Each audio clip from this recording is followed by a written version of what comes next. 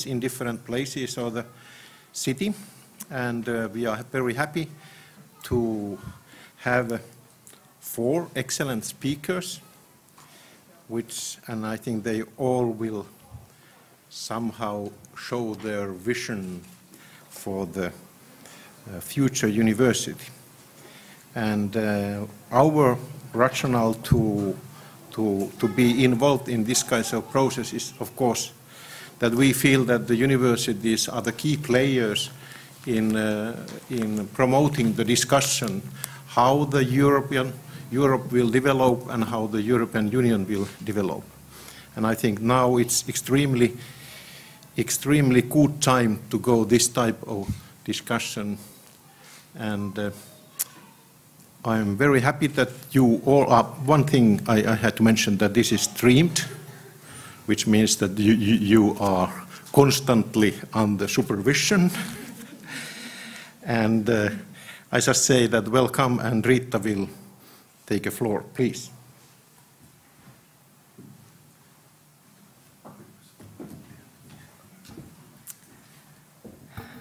Good morning. My name is Riitta Mustonen, and I'm coming from the University of Turku. I would also like to warmly welcome you to this Vision seminar. And since we do not have so much time, I think that it's better go directly to the program. As Rector Väänänen told, we are going to have 4 short presentations. And I would like to invite all the speakers here. Anita Lehikoinen, Permanent Secretary from the Ministry of Education and Culture from Finland, please. And then Lesley Wilson, Secretary General, European University Association, welcome. And then Miika Tiainen, President, National Union of University Students in Finland, SYL, welcome. And Åkesson, Rector, Uppsala University, welcome. And now it is time to you to sit down and we can have the group photo. And yes, that was the meaning, that you come here, that you don't escape after your talk. And we are going to have also 2 moderators in the panel session where we have more time to discuss and more time for questions. Niklas Sandler, Vice-rector, Åbo Akademi University, and Jukka Mönkkönen, Rector, University of Eastern Finland and Chair, Universities Finland UNIFI. Okay, Anita, please, floor is yours. Thank you, Riitta, and thank you for the 2 universities in Turku for organizing this event. I think it's a very good initiative from the part of UNIFI, University of Turku, and Åbo Akademi University, so that we give floor to discussions on European future. The whole European Union is at crossroads once again. And I think we should really take this time to discuss the role of European universities and universities in general and their societal role. If we take a look what is happening at the European Union level, and we can see quite a few challenges, and I think that the role of universities, higher education, research and innovation are becoming really more and more important in trying to find solutions to some of the changes. I have listed 10 big challenges for the European Union, and I think really the answers have a lot to do with how universities take and carry their global responsibility in these challenges. First of all, climate change. Well, we have enjoyed extremely warm weather here in Finland during the summer months, and it was very nice, but at the same time, obviously, it made us all think about climate change and its impact in the whole, on the whole planet. So research, innovation, higher education are a key to tackling these channels, obviously. And then technological development. How do we deal with the development of technology, science and technology? They bring a lot of happiness and blessings to all of us, but also the important discussion how we make use of artificial intelligence, for example, how we deal with the technological or digital divide. They are big societal issues. Security, obviously. External and internal security at the European Union level and in most of our member states. And then my biggest concern that I would like to focus very much is the future of democracy in Europe. I think there are quite a few of us in this room that we were so optimistic in the beginning of the 1990s. There had been these big changes in Europe, and many of us, we really believed that this is the new era for the whole Europe, that it will be a constant success story of unity and also solidarity between member states. And everything looked well.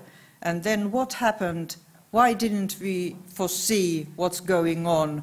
And what did we miss? And are we any cleverer now? And I think this is the sort of biggest challenge we have next spring when we have our own parliamentary elections and EP elections. And this is what we should be talking about.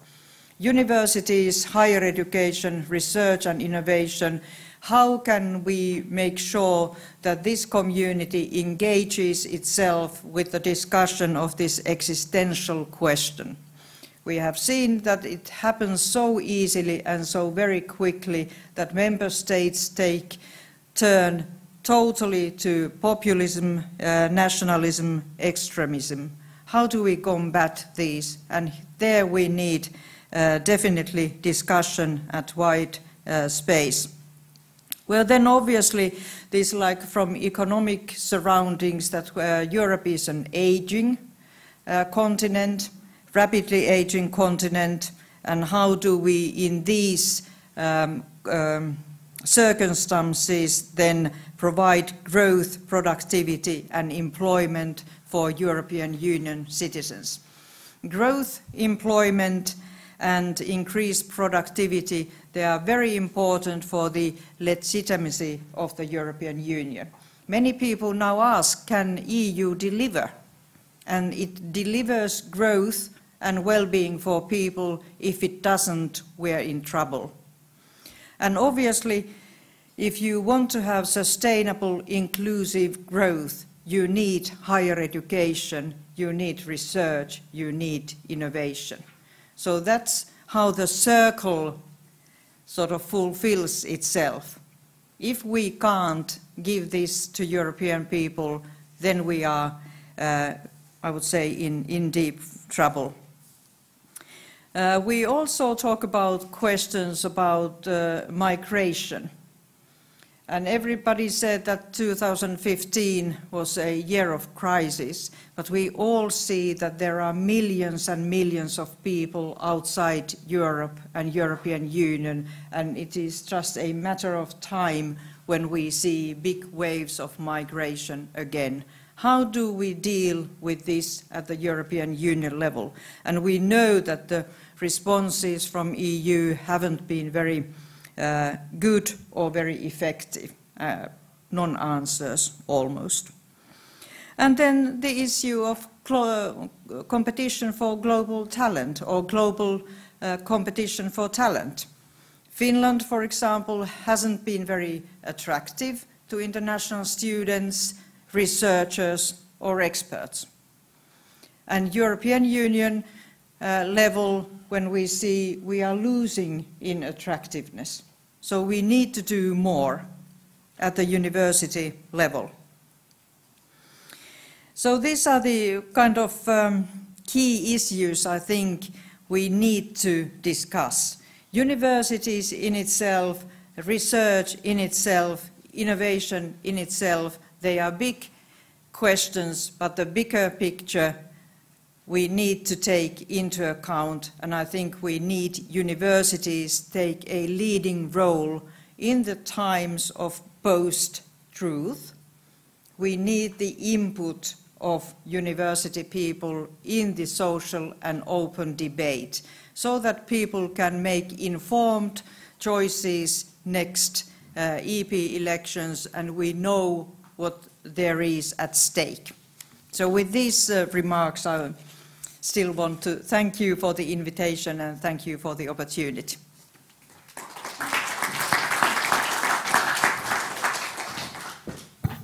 Thank you, Anita. And next, Lesley, please. The floor is yours. Well, good morning, ladies and gentlemen, and colleagues. I'm very pleased to have been invited to this forum. It's the first of its kind, and I think it's a wonderful initiative to bring people together and to talk about the things that are really important in our lives and in our countries.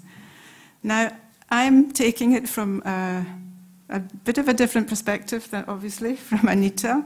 So I'm looking at it from the perception of a very large university body, which has about 800 or 900, between 800 and 900 member universities. So that's where my starting point is.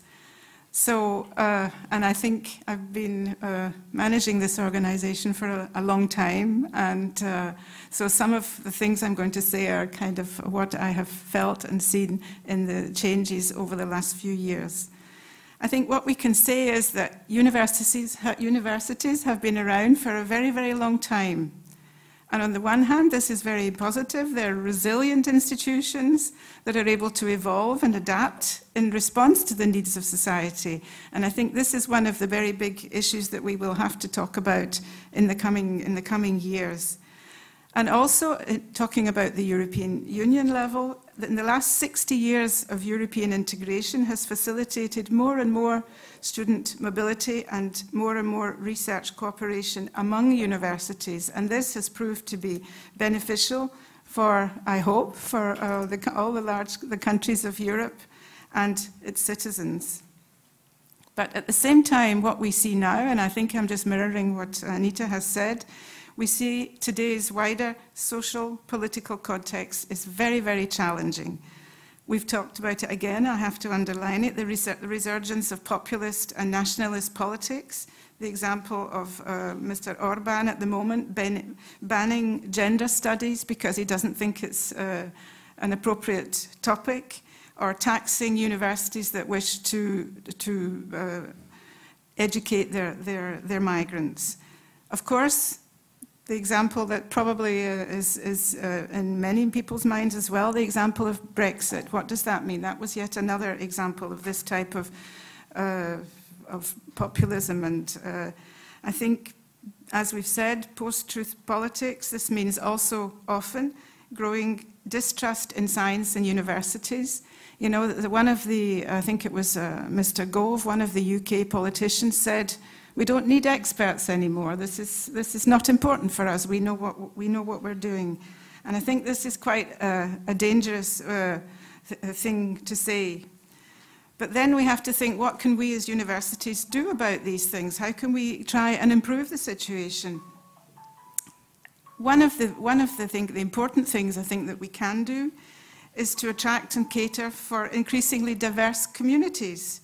They're different communities with different types of backgrounds, with migrant children, with ethnic differences and gender balance. I wouldn't go back to what Mr. Orban was saying, but this is important, I think, throughout Europe. We have different types of universities, different types of schools in our countries, but I think it's kind of a wake-up call for us as universities and universities of applied sciences at the moment. But universities, I think, at the same time, we have to remember that this is a time when we are seeing in many European countries more and more students, larger numbers of coming into the universities. It's not true everywhere. There are huge differences across Europe. It's certainly a more mixed demographic picture. And I think talking about some of the countries in Central and Eastern Europe, they are actually, their numbers of students are going down, and I think this is probably not a good sign in terms of the discussions that, as we talked about after 1989, we had hoped that this would be a turning point in a different way. I think if we can take with the deadline or the time of change after 1989, the role of universities has changed a lot. It's changed really considerably over this time. And I think universities are much more able now, I'm talking a very broad picture, to contribute more than they have done in the past to their communities and to addressing all the big grand challenges of our planet. This has been developing over the last few years, but I think more and more in universities, as we see in our association, are looking to help their communities, be they local communities or faraway communities, international efforts to really address the big challenges of our day. Also, that's one thing. The other thing I think is more and more there are, and I think in Turku and in Finland more generally, there's been really much effort put into looking at the importance of regional innovation ecosystems around the country, and we are very envious of the methods and the way that Finland has gone about this. I think it brings together also many different communities, and it enables the university to support the social, economic, cultural developments of the regions. And this is something that across Europe now we're trying to promote and support. Another thing that for universities has been important that is the European integration, I think, which has brought the universities together. And actually, I think I was trying to go through the timelines of the different changes at the EU level, and it has been especially in times of political disillusionment and crisis that, in fact, the Commission has started to fund more and more student mobility programs and more research cooperation. I think it's not by chance that this is the case. I think when we started at the beginning of the Erasmus program 30 years ago, then it was the 1980s, and there were many challenges then at the same time. And I think it's very interesting now that we have another call for a European added value for all of us in Europe. And I will talk a little bit about it later on. President Macron's European Universities project that is supposed to be which we are all working on, we, the universities, the ministries, and trying to think how we can make this project be an added value, one for all of us in Europe. I think there are many things that we should be already happy about, if you like, because one thing that is happening in our universities, that the teaching and learning process in the universities, which used to be far behind the role attributed to research and innovation. But it was very interesting in this year's, we have a process called the Bologna process, which includes all the systems and all the university systems. And it was a very, very positive outcome that we had in the May communiqué, where the ministers together were able to really underline the need to bring a new impetus to the values of education, to inclusive and innovative approaches to learning and teaching, and to try and find better ways to support underrepresented and vulnerable groups to access and excel and exceed in higher education. And I think these are very important issues that haven't been underlined to this degree in the past. And I think if we don't, I think it's really from most countries you would hear that there are more and more university students coming into our universities, and these are going to be the citizens of the future, and it's we who are the educators of the citizens of the future, and we need to be able to make sure that what we are teaching to our students really is going to help help them, help society, and help our European endeavours in the future.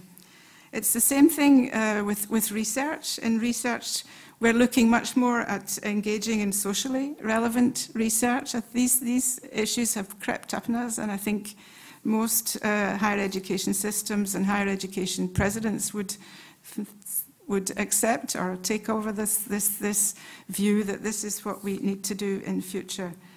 I think there are also initiatives that more and more involve the public. We are working very hard on citizen science, which means bringing in the communities in their towns, in their cities, and talking to, and working with academics on common projects. I think the main thing is that we should decrease the distance between the academic communities and the communities in which the universities are based. I know that seems pretty obvious to many of you here, but it's not obvious if we look across Europe more generally. One example of the way in which we have been taking this forward as an association of universities, we've been very much focused on open science. As part of this open science is the dialogue between the community and the academics. But I think this open movement is really generating new and alternative ways for scientists to conduct, publish, and disseminate their research for the communities and for those for not just inside the universities, but far beyond. I think this makes it also, these new items make it more challenging for university, and sometimes we need to talk about the funding issue. It's not always easy, but I am very pleased to see that in Finland you're very lucky with the amount of funding that goes into your universities. Maybe this is not the case from some of you, but you know, you try a lot of other countries in Europe and you'll find out that actually Finland is one of the countries that is trying hardest to be able to provide the funding needed for institutions. I think funding is crucial. We can't do much without that. What is also crucial for us as universities to have enough autonomy to decide what we want to do and what we are going to take forward. And then I think I would add also the question of openness. And thus, so given the challenges of populist and nationalist politics and the need to be open and to consider new ways of teaching and research and of engaging with communities, preparing students to be active and constructive citizens, promoting trust in science, even though in many cases this is very difficult, as we've heard also in the UK, and bridging the gap, as I said, between the university as an expert institution and the public. This is difficult for many, for academics in many systems, but I think this is the way we need to go forward. There I have an interesting little tiny list of which someone in the University of Newcastle came up on and he calls it the dimensions of a civic university. So it means you need to be actively engaged with the wider world and your local community. You should have a holistic approach to engagement, the institution, and it's an institution-wide activity. You need a strong sense of place and a location to form the identity with your students, with your researchers, with your community, as I can hopefully see here in Turku and from my short stay here. And a willingness to invest time, people, and resources to have an impact beyond the academy. I mean, the university, if it's in an ivory tower, is just no longer very helpful. So, last but not least, a couple of words on the European universities. Well, I think our organisation has spent a whole year talking about, or trying to think about what these networks should be. There are supposed to be 20 networks by 2024, so there are going to be some calls from the European Commission to drive this project very soon. It's not the only initiative that the European Union is taking forward. We have now strengthening European identity through culture and education. We have a European education area that people are trying to defend, and I really think that we have to all work together to try and make this happen. To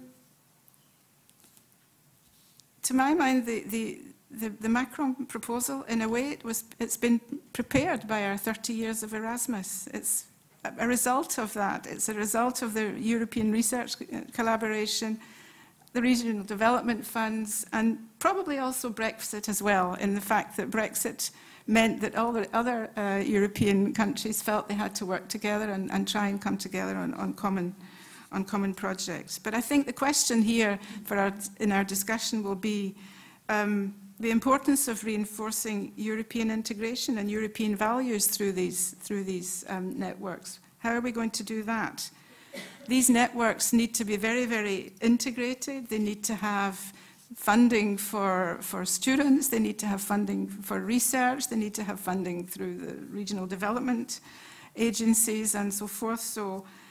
And they have to go beyond what our networks have already managed to do now. So maybe they need to do more. They need to think about joint infrastructures or joint campuses, more staff exchange, all sorts of things that will bring the different communities together and make them a bit different. Of course, these are things that we hope might happen. As my last comment, because it's time to stop, one vision from this time, a very different vision of the Macron University. It comes from the new Rectors Conference of the new president of the German Rectors Conference. His name is Peter André Alt, and he is a scholar of German literature, ranging from Schiller to Kafka. So he has recently written an editorial in the Times Higher Education, and he talks very enthusiastically about the challenge of these universities.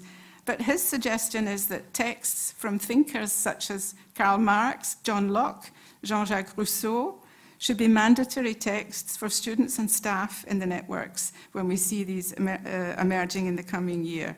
So it's not just about funding, it's not just about creating better synergies, it's about promoting the European idea and what we want it to be, all of us, academics, students, citizens in our countries, and how we can do that better in future across the continent. Thank you.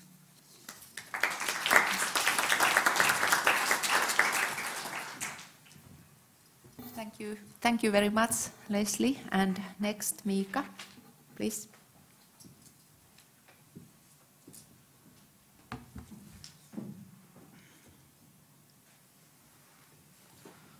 Good morning, everyone. It's very nice to be here with you all today. Thank you for the invitation. My name is Miika, Tiainen, as said before. I'm the president of the National Union of University Students here in Finland, but I'm also a student here at the University of Turku, so it's very nice to be here on the home ground, so to say. You can change the slide. Just in a nutshell about SYL, what we do, we are a student organization representing all the 132,000 university students in Finland, and we promote students' interest and speak for the younger generation in the society whole also. And European Union is also in our agenda very, very strongly. Next slide, please. First, I'm going to talk a little bit about our vision about the European higher education in the future. I'm also going to address the ongoing programs and the European education area and some of our policy propositions that we have. We think that for the education to be truly European, the core of sort of a vision for the European education has to be free movement of the students, educators, and knowledge. We think that this need has partly been answered by the Erasmus program. We know that the European Commission has set its sight on doubling the Erasmus budget, but unfortunately we think that it's not enough. If we want to make the European education accessible to everyone, we hope to see the budget tripled for the coming multi-annual financial framework. And in the next decade, the student and the youth organizations across Europe want to see the Erasmus budget even tenfolded. So that's the goal. But of course, you can see that the Erasmus program has been one of the great success stories of the European Union. I think it can be stated. However, it's just one tool in addition to the European higher education area and the Bologna process. Now the European education area has also been proposed. But at SYL we hope that the vision about the European education for the next decades is focused on student-centered learning and puts our students at the heart of the decision-making in education as well. Within the European Parliament elections and of course the Finnish presidency of the Council of the European Union is approaching, there has been a lot of talk about the need for innovation and new solutions to global problems. And we think that it's really important to address these questions, but innovation also isn't born out of thin air. Innovation means education to us. And we wholeheartedly support the increasing cooperation between higher education institutions in order to build a durable and sensible cooperation in the higher education sector. But it can't be stressed enough that the students must be also at the center of this cooperation. And about the European education area, I think we are sort of cautiously optimistic about that it could be one of the potential answers to our needs. What we see is that the automatic recognition of diplomas and learning periods is one of the most important part of this reform, and only when recognizing the students' work is facilitated, we can have real free movement in Europe that we are striving for. And with free movement, we also support the creation of the European Universities network in order to strengthen the cooperation between the higher education institutions, and we hope to see students as well as part of this process. It's interesting to see how this initiative is developing, since that we also have a high number of already existing cooperation programs. Additionally, I'd say that we are happy to see the lifelong learning and languages added to the package of initiatives. Education can and it should be a bridge between cultures and language barriers in Europe as well. And the last but not least, there is no European education without students. So we welcome new ideas about evolving education cooperation in Europe, but we cannot stress enough the importance of student-centered learning and students' role in decision-making. In Finland, I think students are seen as fully committed operators in the field of education, and also we students value our relationship with universities, the Ministry of Education and for example, the National Agency for Education and other stakeholders.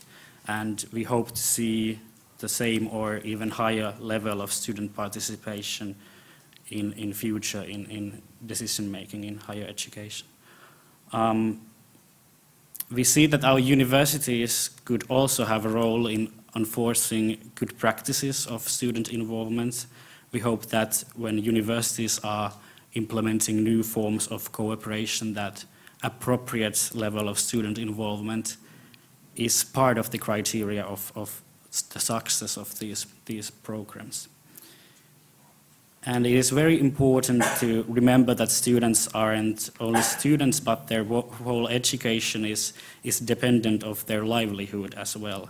So when studying abroad, they need sufficient support financially in order to be able to have free movement. What this means is education fees, accommodation, travel, and health are important to remember when discussing the international education. And as Lesley and Anita said, it is our challenge in the civil society whole about the populism and the rise of these new so to say, illiberal ideas. So it is important that the universities of the Europe are open to civil society and promote actively open discussion and dialogue, and are in the forefront of that. I think that's all. Thank you so much.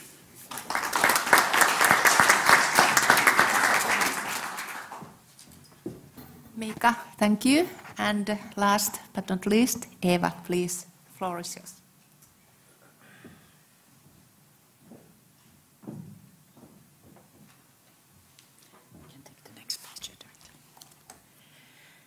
So, thank you very much, and thank you for the invitation to come here and also to come back to Finland. 2 weeks ago, I was in Jyväskylä for a Synod conference with colleagues from Southern Africa and other Nordic countries. And we discussed our university's relationships with society that surrounds us, and also how we together can contribute and enhance development. At this conference, Professor Sabelo Ndlovu-Gacheni from South Africa was one of the keynote speakers. And he came to the podium and wanted to challenge our views. And I can say he started a debate among us when he claimed, you can change picture, that for Africa, the understanding of academic citizenship is complicated by the lack of authentic African universities that are grounded culturally and historically in Africa. And so to be that, being able to contribute to the advancement of African agendas. And he claimed that we have universities in Africa rather than African universities. And that universities in Africa were complicit in colonialism and imperialism, and then could not be of good service to Africa. His presentation gave us a historical perspective showing how universities in Africa have tried to create their own tradition and to free themselves from the colonialist perspectives.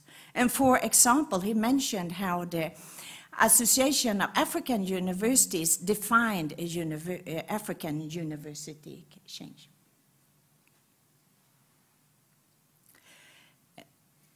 No, the truly African university must be one that draws its inspiration from its environment, not a transplanted tree, but growing from a seed that is planted and nurtured in the African soil.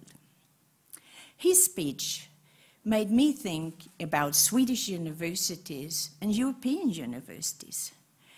Do they exist as a concept, or are they merely universities located in a part of the world that we call Sweden, Finland, or Europe? Do European universities share common futures? Can we actually say that the concept of a European university differs in a significant ways from those of other parts of the world? I represent Uppsala University. This is the oldest university in Sweden. It was founded more than 500 years ago with a very long tradition. But old doesn't really say anything about vision, openness, or philosophy. In various debates, many of us have claimed strong bonds with the Humboldtian ideal, an ideal based on Humboldt's thoughts written down in 1793 in his Theory of Human Education. As you know, Humboldt based his ideas on the Enlightenment concept of the individual and the world citizen. Like Humboldt, we believe that the university should enable students to become autonomous individual and world citizens by developing their own reasoning powers in an environment of academic freedom. We talk about education in a broad sense, not only by providing professional skills through schooling along a fixed path, but allowing students to build their own individual character by choosing their own way. But are we true to these ideals? Many, including our African colleague, claim that in practice we have become more and more market-driven. The focus has shifted from educating citizens to foster innovators and entrepreneurs. This perspective could be definitely in conflict with the perspective of Humboldt, but does it matter? The Universal Declaration of Human Rights, that I hope definitely that we all stand behind, includes Article 26. This first paragraph states that everyone has the right to education. Education should be directed to the full development of the human personality and to strengthen the respect of human rights and fundamental freedoms. It shall promote understanding, tolerance, and friendship among all nations, racial and religious groups. It shall further the activities of United Nations for the maintenance of peace. Note how education is identified for a tool of maintaining peace. I will come back to this. In the Sustainable Development Goals, goal number 4 is to ensure inclusive and quality education for all and to promote lifelong learning. It says, obtaining a quality education is the foundation of improving people's lives and sustainable development. Basic literacy skills have improved tremendously, yet bolder efforts are needed to make even greater strides for achieving the universal educational goals. By 2030, we are supposed to ensure equal access for all women and men. By 2030, substantially increase the number of youth and adults that have the relevant skills. By 2030, eliminate gender disparities in education and ensure equal access to all levels. And also, by 2020, sustainably expand globally the number of scholarships available to the developing countries. If we take a closer look, and it's easier for me to look at Sweden, and see how we are doing in our country, we cannot quite manage to live up to all these goals. Looking at my own university and other Swedish universities, the university students tend to be children of the parents that have a university education. And there is a great difference how many of our professors that are men compared to those who are women. But at the same time, I also will say there are myths that show us how important it is to look at development and change. One myth is that now we can see that students that have immigrated to Sweden or have parents that are born elsewhere are more likely to obtain a higher education compared to those who actually have Swedish-born parents. And I think this is a misconception that have lived too long in Sweden. And to many, this is a big surprise. And also, I would say, when I tell people I am the first woman to be Vice-Chancellor of Uppsala University since 1477, this also comes as a surprise to some.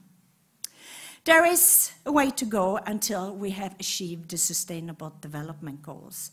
And herein lies, I would say, one of our great challenges. Equality and the possibility for all to grow, to realize their dreams and fulfill their potential. And that, I think, is crucial. Anything else would be a waste. As mentioned, let's see here. I jump here. We have strived in Sweden for greater autonomy for our universities and also for increased direct governmental funding. We want to ensure independence of research and its status of society. We don't want politicians telling us what to do or trying to direct our research interest. But that doesn't mean that we're standing beside in the society as observers. I would say quite the contrary. We want to underline our role in driving the development of society, but at the same time, we want it to be clear that we do not just produce results to meet the demands of one political fraction or another, or response to trends. The position we as universities claim is complex, I would say. We want to be autonomous, but we want to be adequately funded. We want to be of use, but we don't want to be under control. We want to define our questions and research areas, but we also want that the knowledge we acquire to have an impact.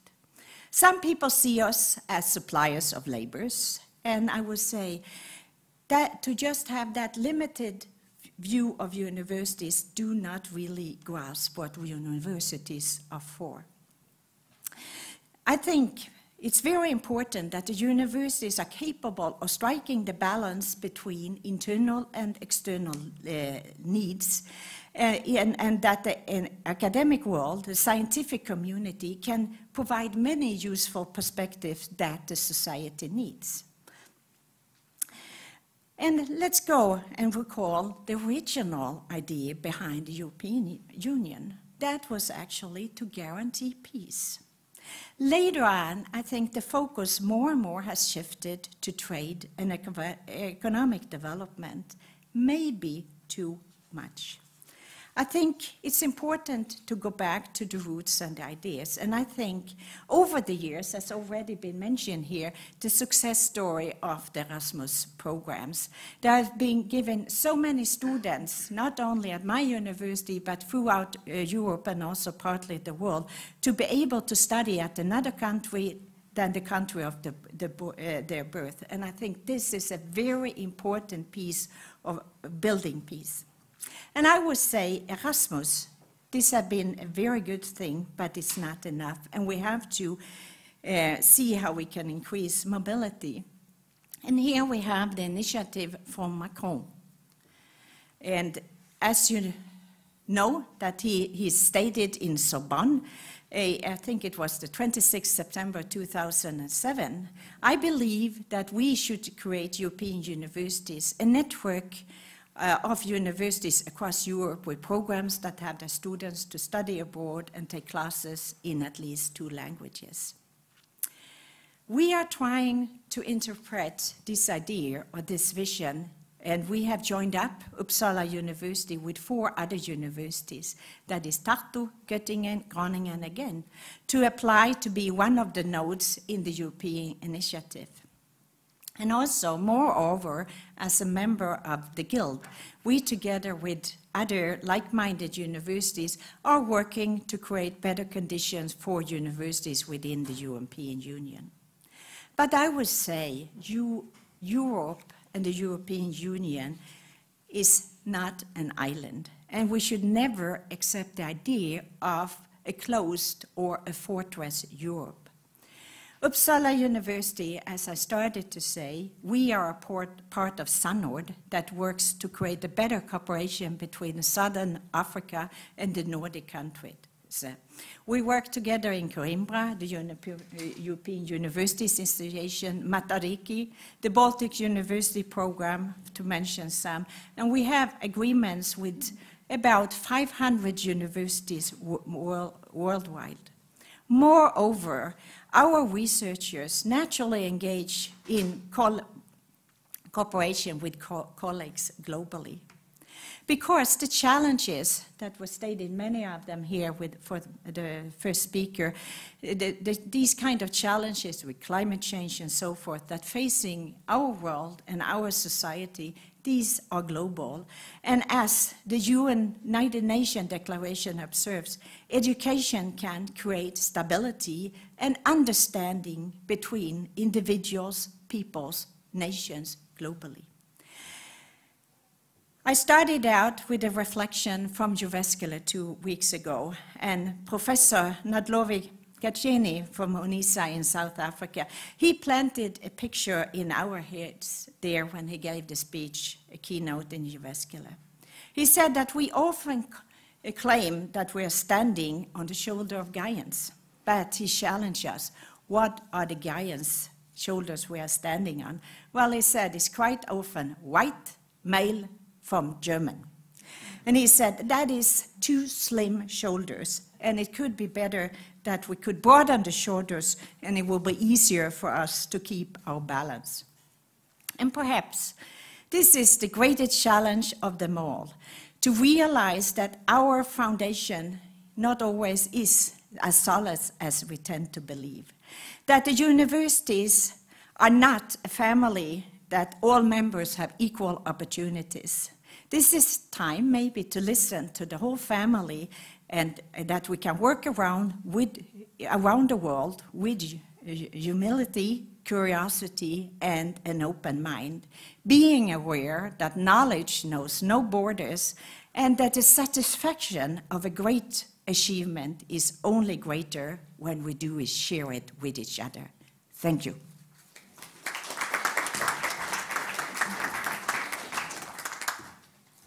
Thank you, Eva. Before I give the floor to our moderators, Jukka and Niklas, I would also like to warmly thank all our speakers. Very interesting, inspiring speeches, and I'm sure that we are going to have a very nice debate in our panel. So, Jukka and Niklas, please.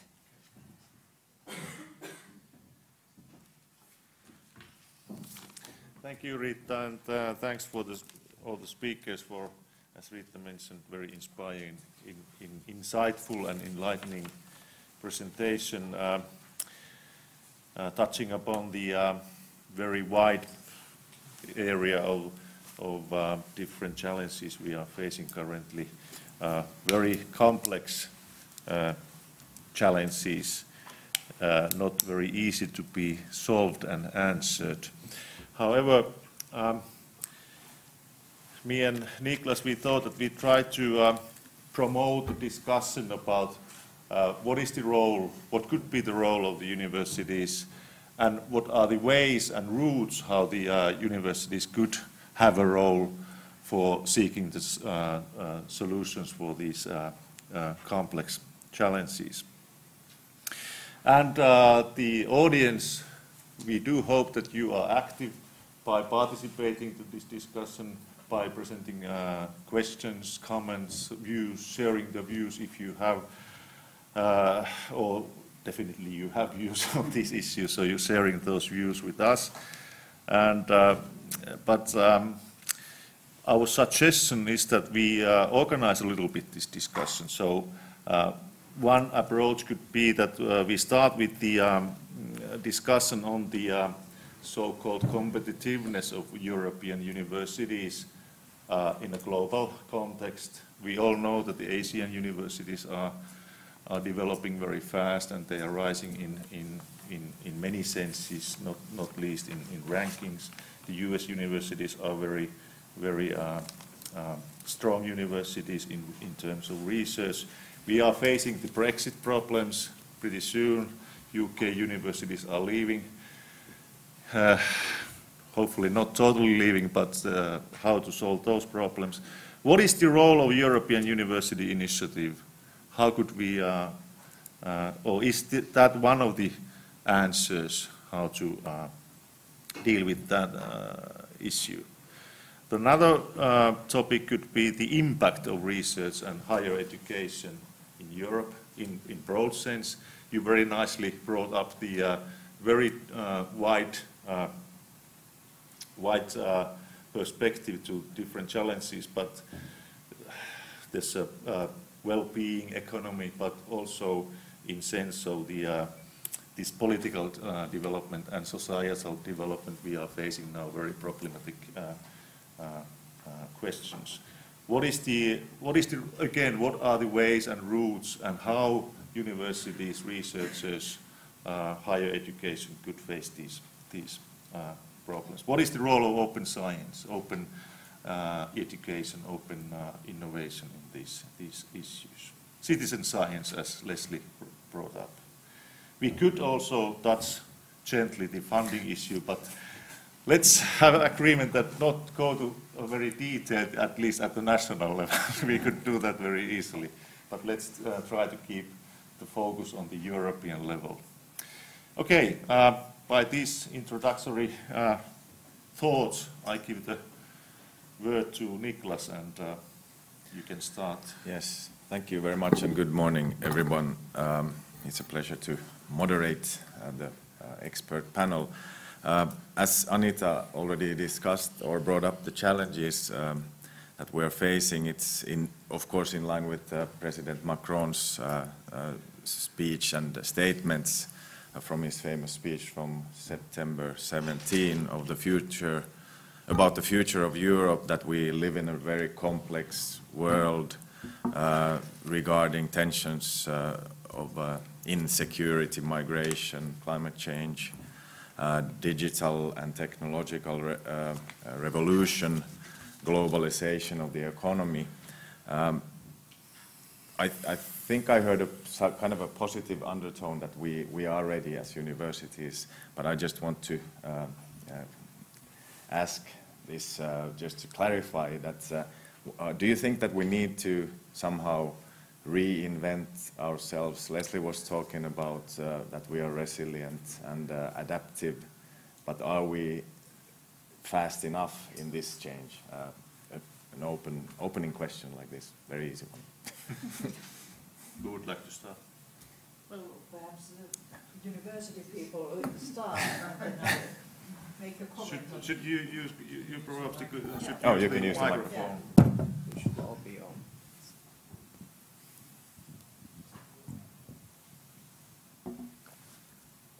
Everyone's Okay, looking. Lesley, Everybody? Lesley, please. It's on. Is it on? Yes.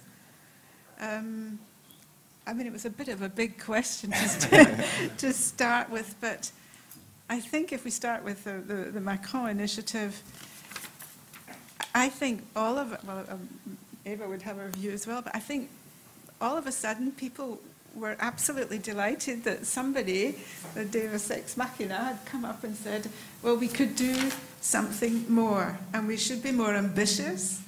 And therefore, I think it caught the imagination of many students. We talked about this also in the Bologna process, about with academics, with rectors and presidents, that people are very, very interested in it. But one of my questions would be, there aren't so many networks that are going to be established in the future. So is this enthusiasm going to be able to carry on in the face of whatever conditions the European Union decides to set for these projects? Will that, I mean, I think what I'm trying to say is also, we as EUA have tried together with many other networks, as Eva has said, and we've been trying to work out what we think would be the best thing to do and to find the best partnerships. It's clear the partnerships were going to have to be very different ones. So it's not so easy to see forward in the future what these partnerships are going to be. Everybody knows, at least most people are aware that there is money from Erasmus for these initiatives. But as far as I understand from before the summer, we're not quite back in the rentrée, the research colleagues are not so enamored of bringing in research funding into these partnerships. And then there's the question of how do you manage to do it with regional funding. So there are all sorts of issues like that. and I think these are going to take quite a while to be organised. And I think it's a challenge because at the moment we have programs and Erasmus study programs and research programs that are kind of structured in a very clear way, and this is going to be the very opposite with these networks, I think. Yes. Anita, they're going to be innovative. Yeah. Yes. Yes, I think this Macron idea was a very good one, and I think it was part of the bigger picture for Europe. And that's why I think we now, obviously universities, they should be discussing all the details, how to fund them. But I think the big idea behind it, first of all, it seemed like a network between elite universities. And then there had been these have been ad hoc working groups where they have been developing the criteria, and now it's much more sort of inclusive idea covering all kinds of universities.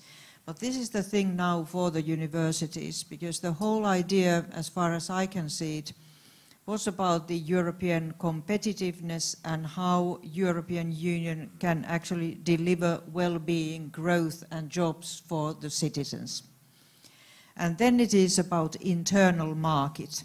Now, when we talk about automatic recognition of diplomas or study periods at the level of the heads of state, it is usually about internal market. How we make mobility, not only for students, researchers, for labor force, a reality at the European Union level. And I think these networks, because there are plenty of all kinds of networks, they have been there for decades or even longer, but now I think what we are looking for are more institutionalized networks. In the optimistic days in the 1990s, we also started here in Finland the cross-border university exercise. Many of you remember it. And we had all kinds of ideas how we can establish cross-border university with Russian universities. Well, it didn't quite happen.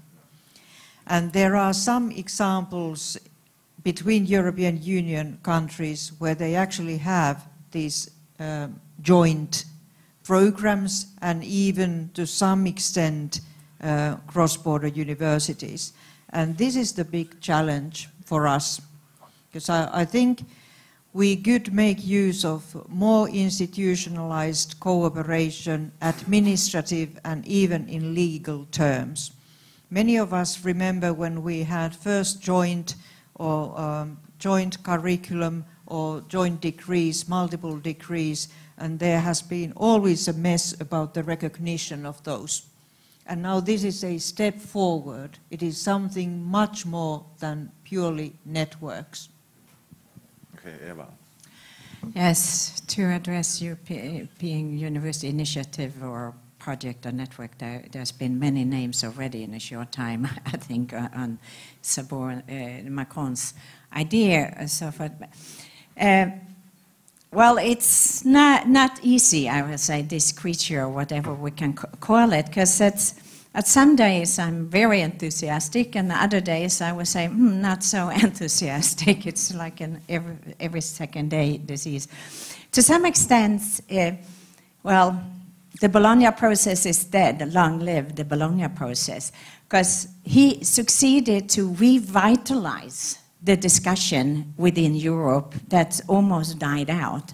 And I think I give him a lot of credit for that, because we needed that. So he let some air to come in. He created a vision, which I think many of us interpret in in many different ways. And I think that was very, very good, because we again started to talk about education and many different things. Looking through what the ad hoc group have produced, then I see a long list of things that haven't really worked out. So it's kind of the things that we really didn't achieve the last 10, 20 years, and they have been listed, and you throw them into a project and you say, solve them. And then you say, that could be totally mission impossible. But at the same time, to take in this around again, then you can ask, how can Uppsala University and you as a vice-chancellor then even consider to sit down and write an application together with other universities? Well, looking at the European Universities Association, the ranking of autonomy of countries, Sweden ranks very low. I see this as a vehicle for us to go in and actually fight the straitjacket that we have in the Swedish system by being a governmental agency, being a part of the states and so forth. Many of the issues that you have addressed here in Finland in a much more successful way than we have done in Sweden. This is going to be very, very difficult for Swedish universities to participate, and it will take a lot of challenges and discussing, dialogue and fighting with our Minister of Education to have a slightest chance to actually achieve some of the goals that has been put up of the ad hoc group. But then at the same time, we're doing it together with partners that we have worked in U4. We have been a network for over 10 years. We know a little bit about what's feasible and what's not possible, what we should do together, and that don't go down that road. We've already been that. That is the dead end.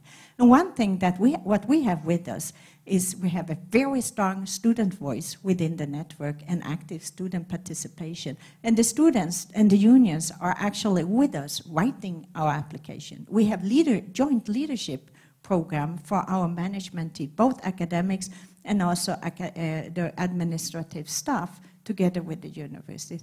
And I think some of these issues, I think what we can bring aboard and also add to the idea and this. But it's very important, I think, that this doesn't become, I would say, elitish, exclusive clubs, that if we're going in, we get as a pilot and we get an application approved, that one put pressure on us. How do we work with the surrounding universities within Europe, but also in the world? Well, I have a lot of same feelings as Eva had before. It's really refreshing that a strong and European leader like Macron has this kind of ideas and promotes them actively. So that's very refreshing, I think. Students, we have sort of mixed feelings about this initiative, so to say. We were very happy that the Erasmus budget was doubled, but since we saw that this university network is also funded by the Erasmus funds, it's a little bit unclear to us that what does these university networks will do and how they will see in the end to the students. So that's one question that we have in mind, and also that the system isn't just for sort of elite institutions, that it is open and inclusive for different kinds of universities across Europe. So that's important. Yeah, I think we all pretty much agree that this initiative as an idea is extremely good, and it refers to or goes to that what I liked very much. You spoke about, Eva, about this universities in Africa or Europe or your European universities. This goes very in a broad sense to that issue. But then on the other hand, when we go to the practical point of view is that when we as a university start to make the applications, we enter to the very, very detailed and questions and concerns. How to do this, how to promote this European university idea with, and also at the same time avoid the bureaucracy or elite, closed elite systems. This is the big question. Do we need just a system and funding process, or do we need more like something which promotes discussion between the universities and in different countries? Like, what is the role of EUA could be in this development? I think that's also an important question. What kind of processes we really do need to promote this European universities idea? Okay, then if I could carry on, I think what both what Anita said at the beginning and what Eva has, well, basically what we have been saying. It's all there, but the question is, how are we going to take this forward? We need the member states, because I think that one of the most important issues that, at least from the European University Association perspective, is that we need to be able to use these projects in the sense of taking away some of the national regulations that don't work. We all know, we've known this for decades. Nothing really happens. And so there needs to be a little bit of pressure somewhere. Each member state may have, well, some may have no problems. I don't know if that's the case, I would doubt it. But in some cases, it's how you bring together joint degrees. In another one, it's recognition. There are all sorts of issues. And I think that to have success in these networks, the various member states need to be involved, cross-border as well, if it's a cross-border network, and bring together and show that they can go beyond what we've already done until now. And I think that's the idea of Macron. It's fine what we've done, everything's wonderful with Erasmus and with the research programs, but we need to take a step forward to try and do what we consider to be something more European together. Anita. Yes, I think Jukka just mentioned the key word to this, that it is a process. It's not going to happen day one, that now we have European universities and the European education area. So we just have to be patient. And I would like to stress the importance of now the opinion of European universities, whether it comes through EUA or individual universities. Because I remember, as Eva referred to the development of the university legislation here in Finland, one of the driving forces actually was the characteristics of university autonomy put by European cooperation organizations for universities.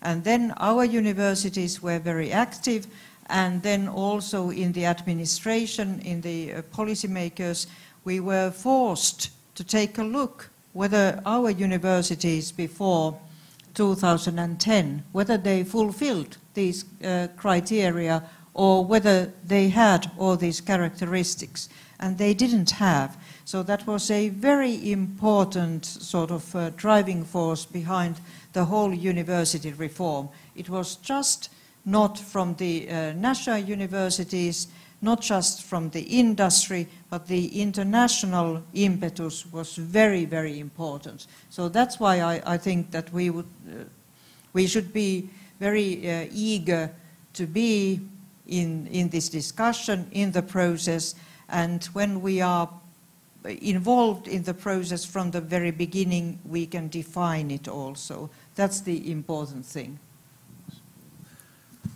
Okay, thank you very much. Now we would have some time to get some questions from the audience, if there are any.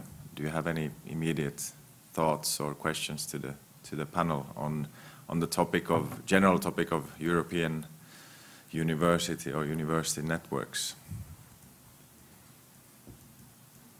If not, we can still continue on the topic. I think it was emphasized in all of your talks, of course, the importance of the Erasmus exchange, and also in the Macron, at least the initial initiative, he set a very ambitious goal that 50% of young Europeans should spend at least 6 months in another European country by 2024. I think it's a great opportunity or thought. And Lesley talked about the distrust in politics and science, and I think Macron brought up that basically trust is built a lot by mobility and knowing each other's cultures and knowing people in Europe. So how is this realistic? We know, I mean, let's say from our institution that it's not, I mean, it's quite difficult sometimes to get people traveling if the curricula are not well planned and so on. Some thoughts on that? Well, if the curricula is not well planned, then plan it better. Yes. Sorry to say. No, but of course we always can improve and see that you have mobility window, you can have integrated mobility, and but also we should remember that we have a lot of internationalization at home. How do we meet all the students and staff that come from whole the world to our universities? How are they integrated? How we work with housing, social activities, and so forth. And this is the semester starting. I think it's the most beautiful time for a year for university when, as a vice chancellor or rector, you can welcome new students. And I can welcome them to the world at Uppsala University and also at our campus in Gotland. Students and staff come from all the world, and you can meet the world at the campus. And to really facilitate that you interact and so forth, so I think that is very important. So, of course, we're talking about mobility quite often, but we have the world actually at home. Use it in a better way. Be curious, be open. And also, quite often, if a person, a colleague goes abroad or a student go abroad, what kind of question do you ask when they come home? Do you sit down and take a cup of coffee and are extremely curious about what did you learn? What do you bring back? How can we use it? You have been out, but what do you bring back home? Quite often we do not take that time and we use that. And I think for me, I got the great opportunity as a young student to go to Jena, and this was 87, and those of you know your history and geography knows that this was East Germany. And for me, that was a tremendous eye-opener to listen and hear how much they know about my culture, my life, and I didn't have a clue what was going on in East Germany. And I thought they had prejudice, but I was the one that have so many misconceptions about the everyday life of student in East Germany and Jena. And that taught me a lesson about what you can learn and also not just think about things. So being open to the world, but don't forget you have the world already at home. Be curious. Yeah, I think it's a great idea. We have to also acknowledge that not all students have the ability to move to another country. So that's why we need, of course, the home internalization in the campus area and so on, what Eva said. And of course, we don't have the Berlin Wall anymore, but we have still different kinds of barriers of ideas and sort of people flow in the European Union, and as we have seen, for example, Denmark has sort of reinstated the checks at the border, so the situation isn't actually improving at the moment. So that's why I think this idea is really great, although the goal is really high, 50%. Okay, I have one quite concrete question about these networks or these European university networks. Should they be more like organization-based, like between the whole universities like Uppsala, Groningen, whatever, as a universities, or should they be more like thematic networks, combining the knowledge and know-how and education from different universities on thematic basis like climate change or aging, or which could be or would be more fruitful? This is, of course, there's no right answers, but what kind of views or opinions you have on this? Why not try both, since we do not have the answer? Yeah. For Uppsala University, since we already have this network, we have been working together with Groningen, Göttingen, Ghent, and also we are bringing Tartu on board, so it's U4+, which I think is our sister university. It's actually Sweden's second oldest university, 1632 in Estonia. So I think that's natural for us, because we have a head start. But then, on the other hand, I talked to my colleague at the Karolinska Institute. They are talking about doing a network on health education and taking that stream. And I would say, well, that's very natural for Karolinska Institute and doing that kind of more theme application. So why not go with both and see how it works? Because well, let's try, and also maybe some can fail. Or not. Sometimes you have to be a little bit more open-minded to go with this.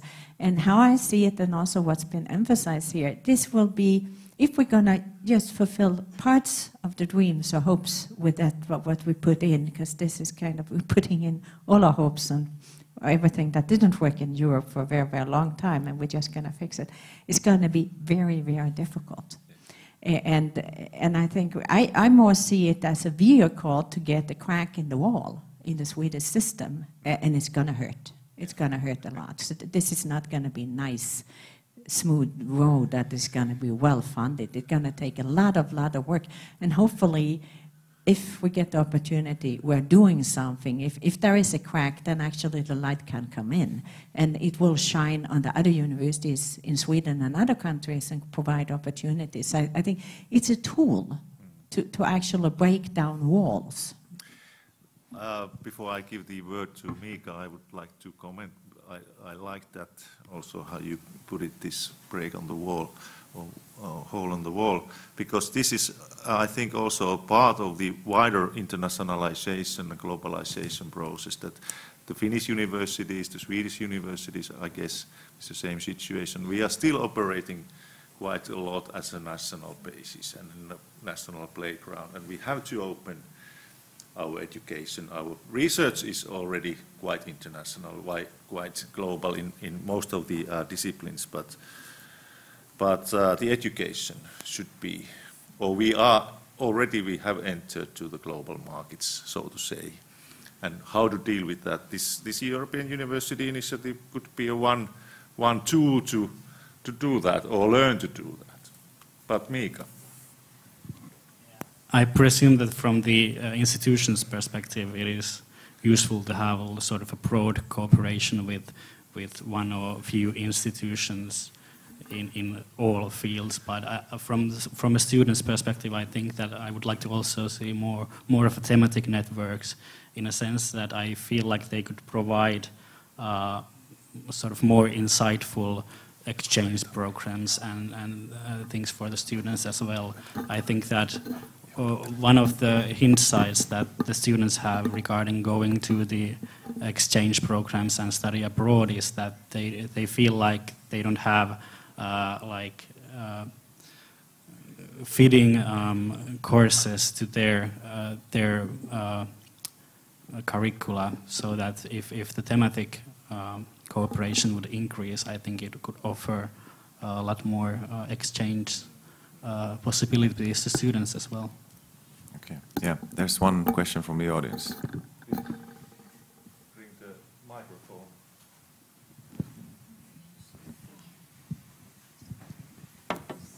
Thank you. Transnational education is becoming more and more important, and all the universities, as Jukka also pointed out, the global cooperation in this.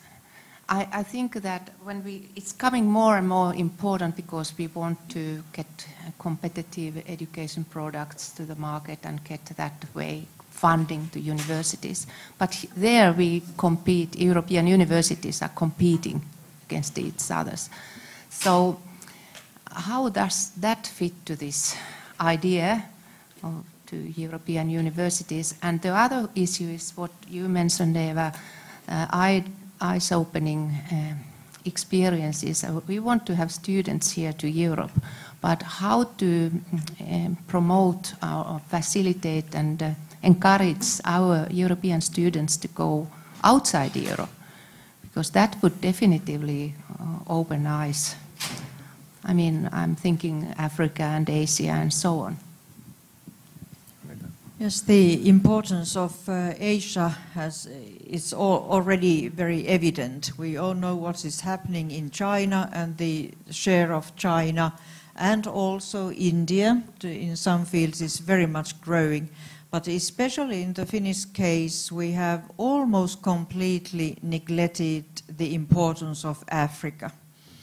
And Eva was mentioning, it was a very wise comment from the Jyväskylä conference you were talking about, and how we see our cooperation with Africa. We still have old-fashioned attitudes towards Africa. We think that Africa is poor and will always be poor if it's of no interest to us. And then we see, sort of lazily following, that China is very active in Africa, and then we say that China is very active in Africa. And we see many continental countries are very active in Africa, and we see that they are very active in Africa. But we don't have anything, practically anything, to do with many African countries and universities. And this is something that we really now, if we put our minds a few years ahead, we should be very interested what is happening in Africa. It has to do with the migration, for example, because we know where the climate change has the most dramatic impact, there the population is growing fastest, and there the economy doesn't grow at all. So it means that people are on the move, and we should have this kind of joint challenge, and we would have to make use of universities, education, research and innovation to beat this problem. And also the kind of migration is a big thing, because it means that people are coming together more and more.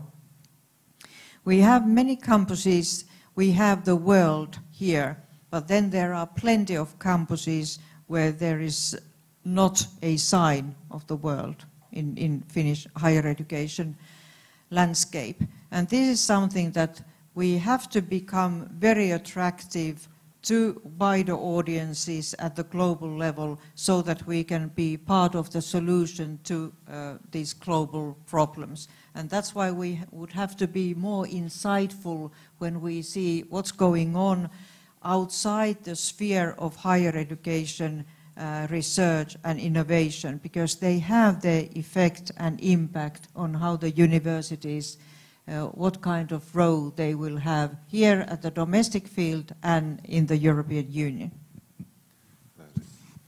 Yes, thank you. I was just thinking about not just Africa, for example, but also the Arab world.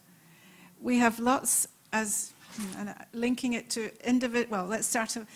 Every single nation state or every member of the European Union has a different, coming back to Rita's question, a different approach to internationalization.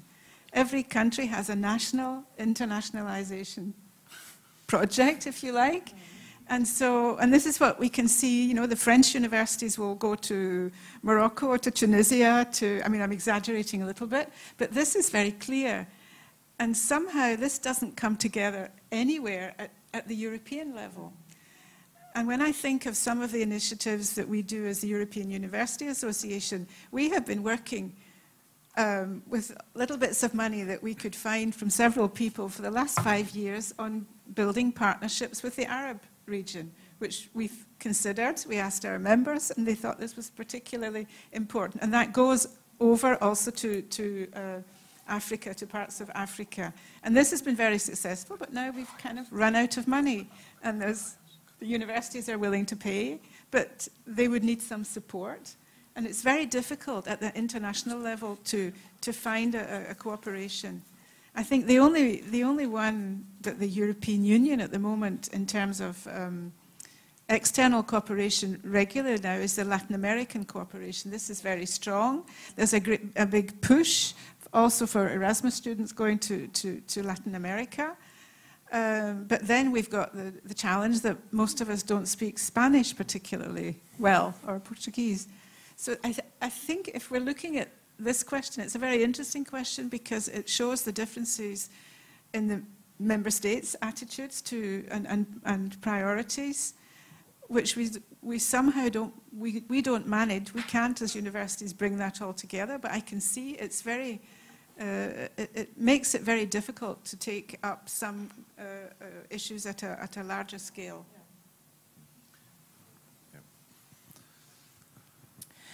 We quite often talk about competitiveness, but sometimes we also then have to reflect on how do we compete? Is it running fast, jumping long, jumping high? So what kind of race are we in? And I think sometimes we haven't defined that, and sometimes we maybe end up with the answer, it's not a competition. It is actually something that we're in together. If we're going to address the global challenges, I don't think we do that adequately by way of competing all the time. Then it's collaboration and joint forces to be able to do that. And one advantage universities have, we have connections around the world, but they are sometimes ad hoc, distributed, individual levels. But if we put it together in a little bit more systematic way, it can be enormously powerful. We have a long tradition of, well, Linnaeus, a scholar of Uppsala University, he got his degree abroad. He was in Europe, and then all his disciples, he sent to Thunberg to Japan, and Solander was in South Africa, and this was, well, 300 years ago. So this is not really new, but we can build on it. And one example, we're turning again to Africa, the Swedish university, we have a project now that's called SASUP, the Swedish and South African University Forum. When we wrote the application, it's coordinated by my university. We estimated 80 participants in an event in South Africa. We had a kickoff in May. We attracted 1,000 researchers during 1 week and have 30 workshops in 13 different places in South Africa. And that was the kickoff. So I'm a little bit nervous when we're going to have the main event, what's going to happen. But this is what happens when you come together. And the Swedish universities are more and more learning how to work together in the international arena, because we have been competing too much, I think, and actually getting the thought of collaboration when we are approaching and also working together in the world. And so sometimes we should maybe put the competition thought a little bit aside and think about how can we work together? How can the Finnish universities work together in the world? And so forth. And we have come some few steps in Sweden, and we have, I must say, we have a long way to walk with this and learn, but I was stunned by what we could achieve when we actually joined forces. Miika. I think we have to change. Yeah, we changed the topic. I think it is important to address the question that Eva bring up here. Often it is so that, or I think that we should think more about that. Is international cooperation for us more of a way to maintain our position, or is it a way to create important partnerships and to increase our common knowledge as human beings? So that is an important question, because sometimes I still feel like there's a hint of colonialism in the air when these topics are discussed. And when it comes to students and their mobility across or abroad Europe, I think many students are interested in going in Africa or Asia or anywhere, but the opportunities just aren't there. So I don't have any sort of solutions for that. But okay, there's a question from the audience, please. Yes, hello everyone. I'm Katrina Nordström. I'm from Aalto University in Finland. And I wanted to ask the Finnish view to maybe supporting the universities that are involved in possible pilot projects, because I think that one thing that is very crucial are the administrative and the legal issues that I think that we should bring into the pilots to work on, you know, how can they be harmonized? And this is a question which is beyond the actual university level. It is handled at the government level. So these are big pilots to prepare, so it would be great if there could be some sort of, you know, centralized help or whatever And you know what Eva just said is that we could collaborate in Finland together, the universities that are doing the pilots, because all in all, I think that it is really wonderful that there's a possibility to do these pilots, to make the projects, and then if you don't get funded, big deal, you're going to have a lot of other things and projects to start implementing, and you're one step ahead again. So, but this is a specific question. Yes. Yeah. Yes, and definitely we at the ministry, we are more than willing and ready to help universities to solve these problems, because unfortunately, they will be many, because we know all the legal and administrative processes, and then the legislation, national legislations are so very different. But just as you said, we should make use of these pilots and solve problems when they come up. We can't foresee everything, but we work together with universities so that we can make our share.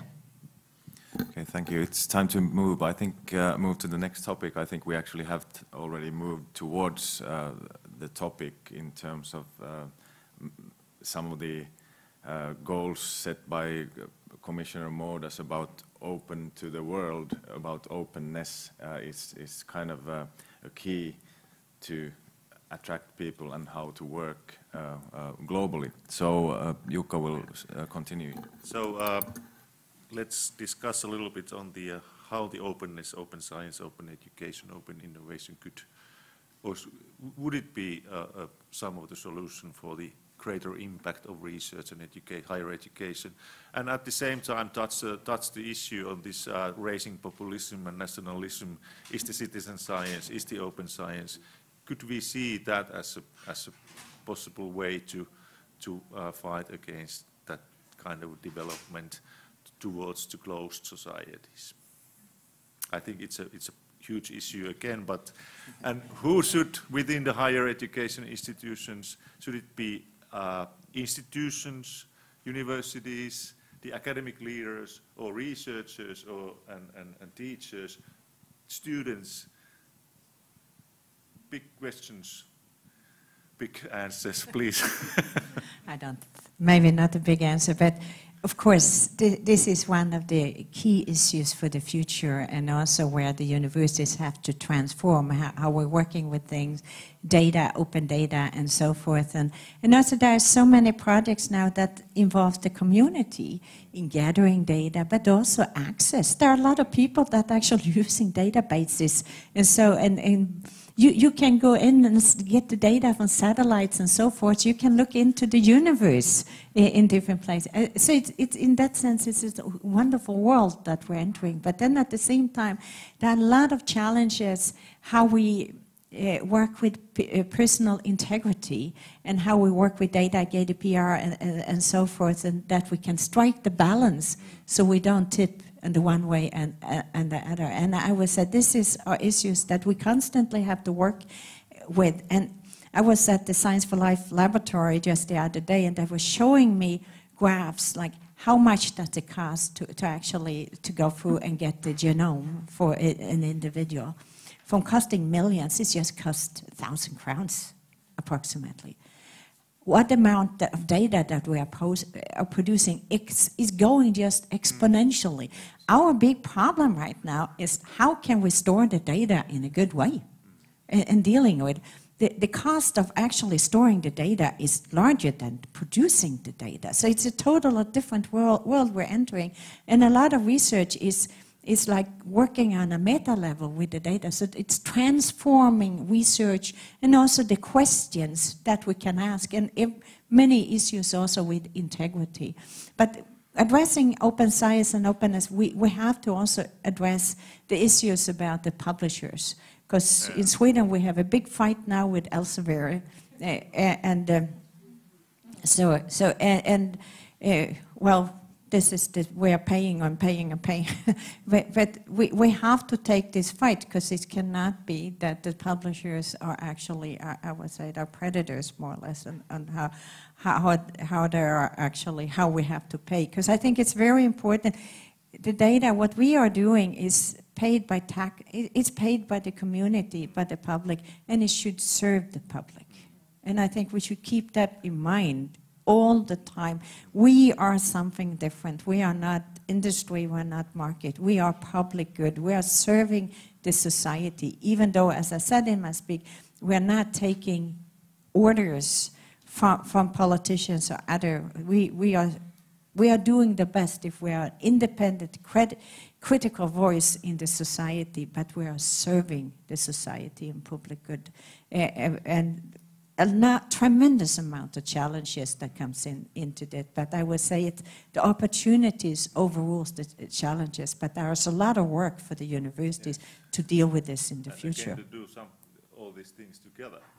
Absolutely, there's no individual solutions, even though I have a lot of creative researchers that have individual solutions all the time. And that is, I would say, a challenge to get our act together and agree upon how we deal with them, both within the university, but also, I would say, Swedish university. But again, I think here we should have European and global solutions. So I would like to continue from that point, the social responsibility and social responsiveness, and also this kind of social accountability of universities. And that especially in continental Europe, and especially in the Nordic countries, where the whole thing more or less is paid by the taxpayers. So that's why the kind of openness of the system and the social accountability, they are very strong sort of demands for the whole university system.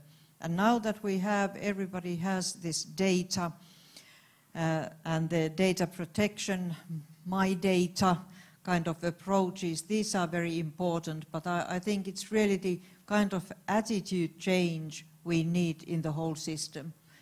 Even at the policy-making level, there are strong kinds of walls how we try to make sure that not everybody gets access to universities, and not everybody can make use of university education, or how we deal with rules about innovation, how we deal with public and private funding working together with the same goals. And I think these are the big kind of policy framework what we should be thinking of. How do we govern universities, the education, research and innovation side from the side of people so that they are willing to pay taxes to keep up universities? And that's also the big question. So they must feel that they actually get something. And I perfectly understand and respect university autonomy. But then it entitles also, if the taxpayers fund it, and taxpayers through the parliaments, they are just, it's very legitimate to put some kinds of goals for universities' performance and activities. Yeah, it's, if not easy, it's agreeable what you say. It's easy to agree, but at the same time, I think you said that even at the policy-making level, I think especially at the policy-making level, the openness of the society is the starting point. If the society as such is not open or going or requiring or have a goal of openness, and it's again the processes, how open the processes and the discussion processes are. Then it's at the organization level, as a universities, we have to take a strategic goal to be an open organization. And then the most important is the everyday level, how we reward the researchers, the teachers at their everyday life, how we reward them by doing this, opening the data, giving the data available. But as you said, there's a huge number of difficult questions to be solved, and not least the storage and the data handling, how to make it openly, how to do it publicly, because it needs also, it requires lots of investments. And that's a very important issue, at what level we are operating, at the national level or Nordic level or EU level, and what could be done at the national level, what should be done at the EU level. These discussions should be done very, I think, just right now is the time for these discussions. Do you, Lesley, have from? Yes, a couple of things, I think, but we've been surveying all our members about how they understand open science. And it's a bit worrying that, well, university leaders are all aware of these issues, but when you go to many researchers, the survey results that we've been receiving over the last 3 years show that it's only about 30% of researchers are even aware of the discussions around open science and open access. And I think some of them only become aware of it when, for example, in Germany this year, so they pulled out of the Elsevier subsidies, or the Elsevier negotiations, because Horst Hippler, the president of the German Rectors Conference, decided that he wasn't going to pay all this money again to Elsevier. And I don't know how it's turned out in the end, but it was a stalemate until before the summer. But that, in turn, is not for individual researchers. This is, I think, one area in which, as a council with all the national associations working together, we have been doing this on the so-called big deals with publishers.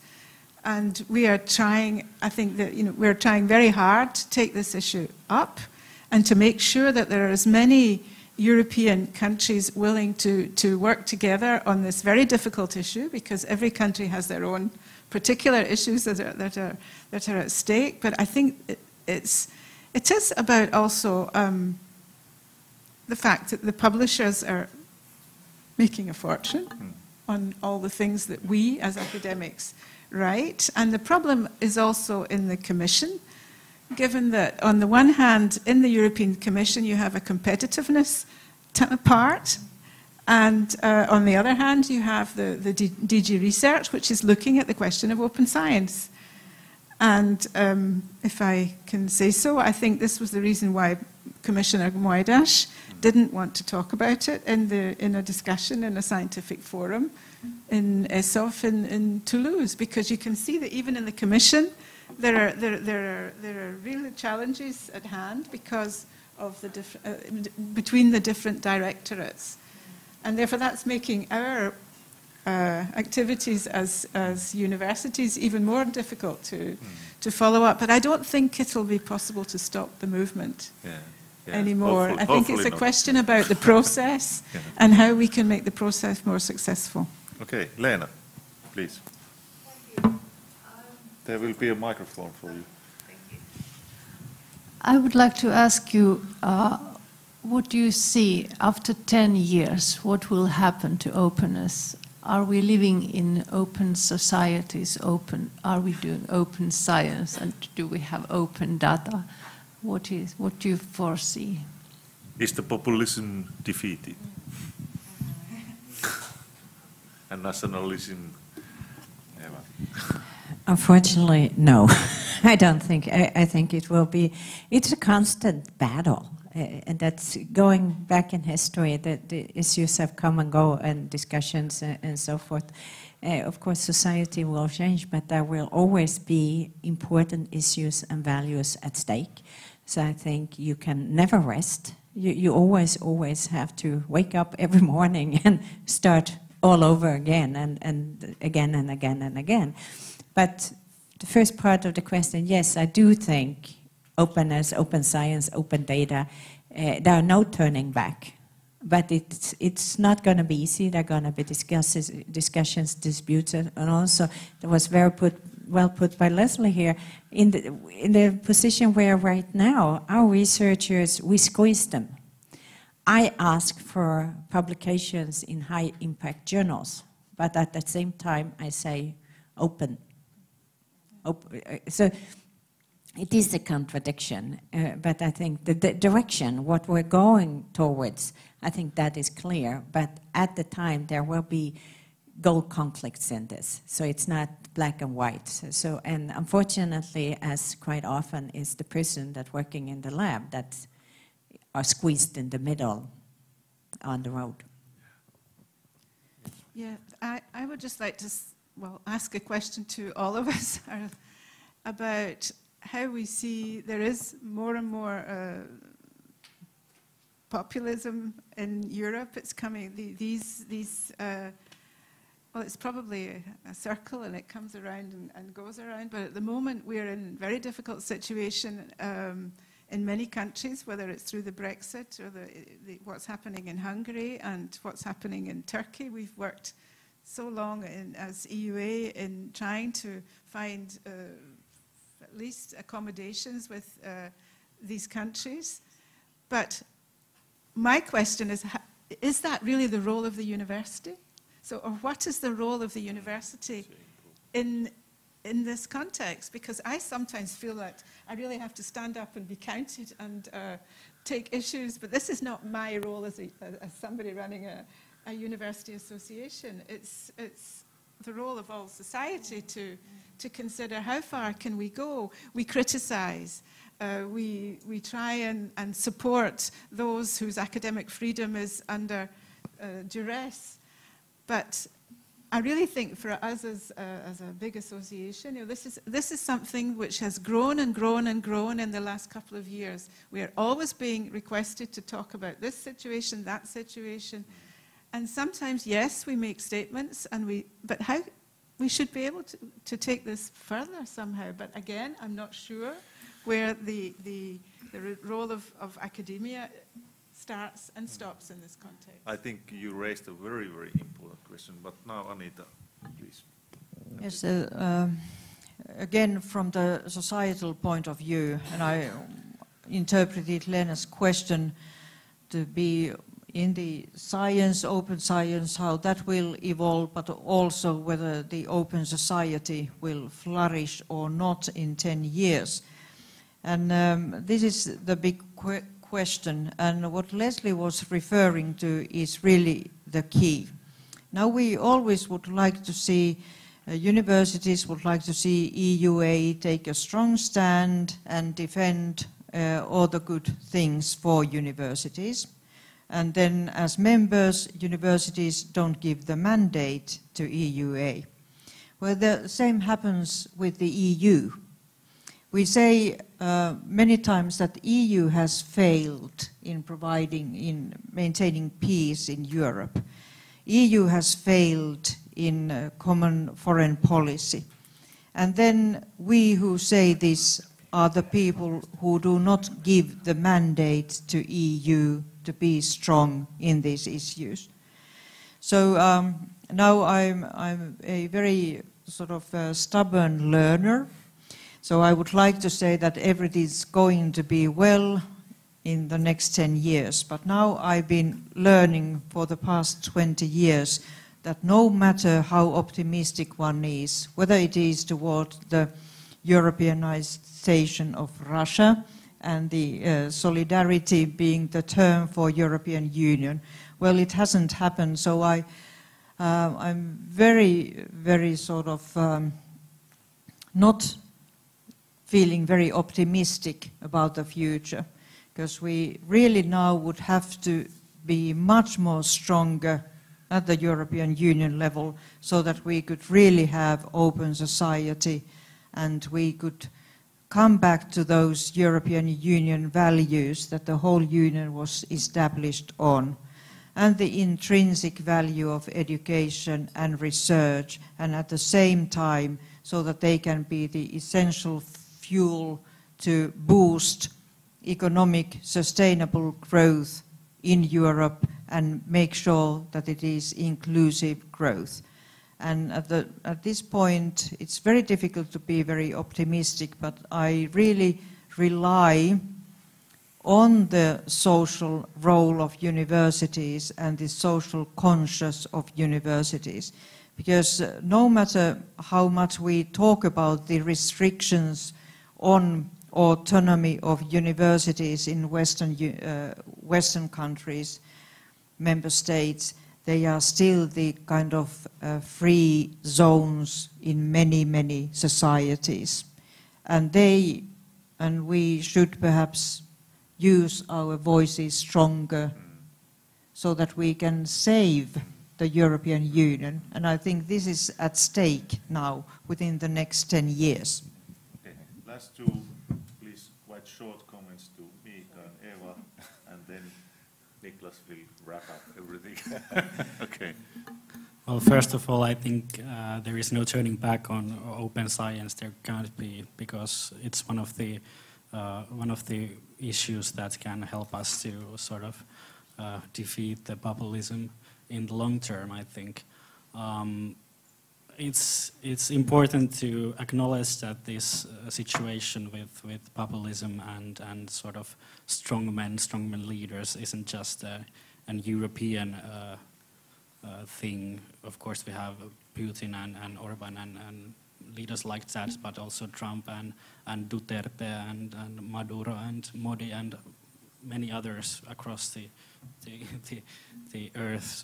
So it's a global challenge that we are living. Perhaps in 10 years, this sort of has relieved a bit, and we are moving towards a world that where liberalism and sort of being a human is more in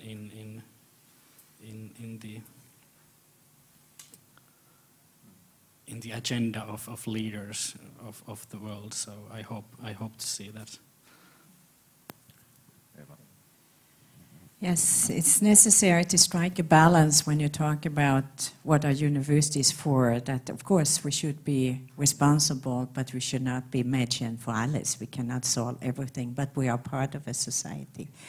But I'm extremely optimistic when I look at the future. And one source where I find my energy is one scholar, Hans Rosling, that wrote the book Factfulness. If you haven't read it, I strongly recommend it. And the world is getting better. Fewer children are dying too early. Fewer are starving. The literacy is increasing tremendously. The world is getting better and better. We are killing each other much less now than we did 20, 30, 50 years ago. And I think sometimes we need hope. And a hope that is actually built on facts. And that are things that we can contribute to. Because if we constantly paint up that is doomsday, then we are not hopeful. And to end with, to quote one of another scholars, Dag Hammarskjöld, when you climb a mountain, when you come to the top, then you realize how low it was. Thank you very much. That was a perfect summary for an optimistic ending to this panel discussion. Difficult topics. Thank you so much for the panel members. It was excellent to listen to you and your thoughts. This is, of course, a very important opening in Finland also, this Europe Forum, to actually start discussing about European issues. And this was about the European issues on the university level. But I think this will have a future role in raising awareness and really working on the common European values in the future. So let's continue these discussions among our sector and with openly with citizens and society at large. Thank you once again, and thank you for the audience as well.